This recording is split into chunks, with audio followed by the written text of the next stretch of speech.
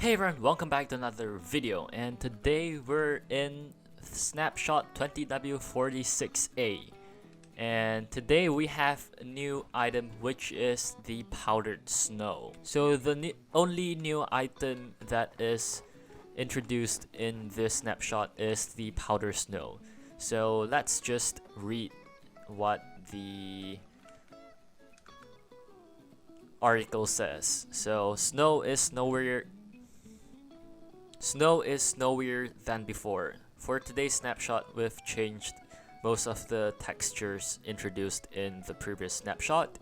This is simply to test if these textures give a better experience in exploring and building. We're interested to hear what you think. Keep in mind that some textures might be reverted or changed again in the future. So yeah, that's what the article said. So let's take a closer look at the powder snow. So I'll put it here. So you can see that we can sink into it. So this powder snow is a new trap block, which is very self-explanatory. So it traps players and entities when they are on top of the powder snow. And you can see that the textures is a bit different from the normal snow block. You can see it has a different, but if you just run around like a snow biome, you won't actually notice it because it's too wide. And but if you take a closer look, it has a different texture. So to take it up, you can use a bucket and scoop it up into a powder snow bucket, and also place it with your powder snow bucket.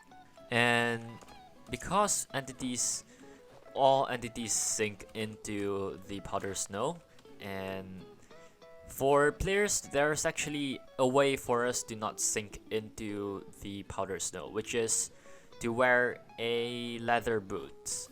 So you can see that we can run across just fine. We won't get slowed down like that. But if you use like something like diamond boots, it won't work, even if you run across it like that. And there's actually a way to get powder snow, which is to leave a cauldron out when it is snowing. So it's like filling cauldrons with water when it is raining. So it's basically the same idea. So now let's test out a new mechanic, which is freezing. So previously we don't have this mechanic, so let's test it out. It says if you get into powdered snow, you'll freeze like that. So that's pretty cool. So you can see that we have like the vignette, but it's not the normal one. It's like that. It just simulates you freezing, and you can see that's quite cool. And the longer you're in powdered snow, you will eventually freeze, and you will take damage like that. Oh, and you can see the color of our heart actually changes. Okay, that's quite cool. Oh. And you also cannot get out. So freezing has kind of a stage where it's like normal at the start, but as you freeze even more, you will get slowed down by a lot. And yeah, you just eventually take damage. But it really is very easy to get out. You just punch it and you're just free. Just like that. And here's an interesting thing. Each piece of leather armor worn causes an entity to freeze more slowly.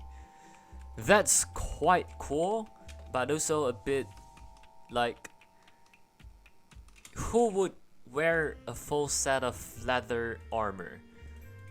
Like, it's the worst armor ever. Okay, so here we have a full set of the leather armor, and the more pieces of armor you wear, you will freeze a lot less quicker.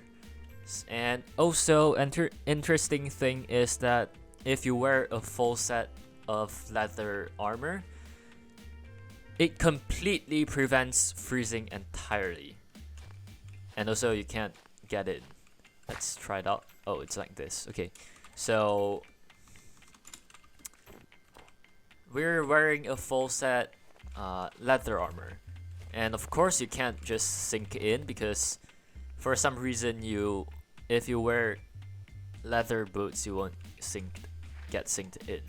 But let's say if you found a way to sink in like this, like that, you will see that we'll have to wait, but you won't take damage, which is oh, you still take damage. So maybe they haven't done the thing yet where if you wear a full set leather armor you won't get freezing, which is false. You can see we're still freezing. And I noticed a pattern with the update.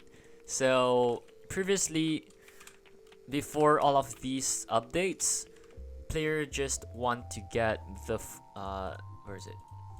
So before the update, players just want to get the best armor, but as we get new updates, other armor actually gets special functionality. For example, in the Nether update, the golden armor can prevent the normal hostile mobs from attacking you because you're wearing some gold armor. And now apparently leather is also getting a buff where you won't sink in. So that's quite cool, and I think they will eventually add special functionality for all of the armor. So let's test out the powder snow. So it won't flow like liquid, but it can still sink in like that. So it won't flow, and also it will stay in a block like this. So that means we can do something like this. Yup. And also there's some particle when you're in the powdered snow. So that's quite cool. So that's pretty much it for the powder snow. So now let's take a look at the changes in this snapshot. So the first change is to the lightning rod. So lightning rod, as you guys may know, it attracts lightning in a range. So now the range has doubled. So I believe previously the range is like 8 blocks or 16. Maybe it's 16, but if it's 16, the range has been doubled, so that means it is now 32 blocks. And for the height, it's now 8 blocks. And the next change is you now only need 4 copper ingot to craft a copper block, where previously you need 9. And the next change is that sky color now varies smoothly when moving between different biomes. So I guess they mean in the Nether. And now here's an interesting change, or it's like a new mechanic where you know that you can just normal click on the game mode to change the value like this. So survival, creative, hardcore, and then it loops. But if you want to go to the previous one, like if I want survival but I accidentally click once more, so I can just press shift and click on it and it will change to the previous value. So you can now go backwards like this. And also another change to this already very cool feature, which is you can now use your scroll wheel instead of clicking on it. And also, yeah, it works the same as shifting and clicking it. So if you want to go in a normal order, you can just scroll down, but if you want to go to the previous one, you can just scroll up again. So I can cycle through these two like that. And also, debug world type can now be accessed through holding Alt key, where previously it is Shift. Okay, and now we'll be looking at the texture changes. So there are changes to all of these blocks / items.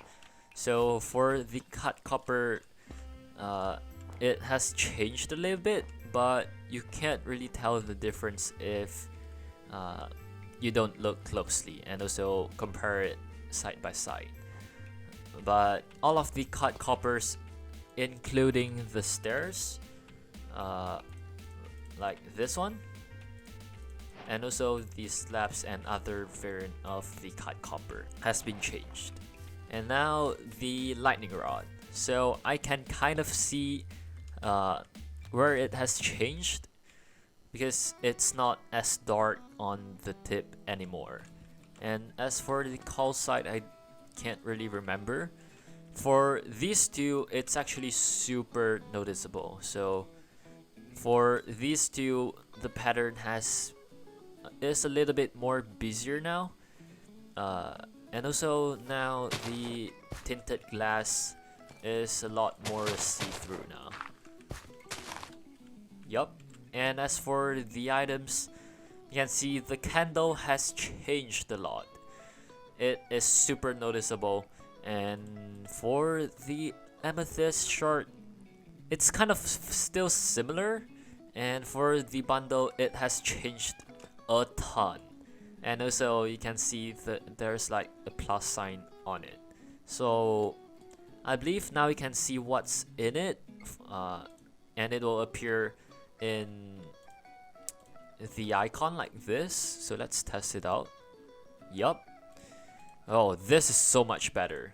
You can now see what's inside, and it's easier to see what's inside. As for previously, it's just text. So the rest are just technical changes.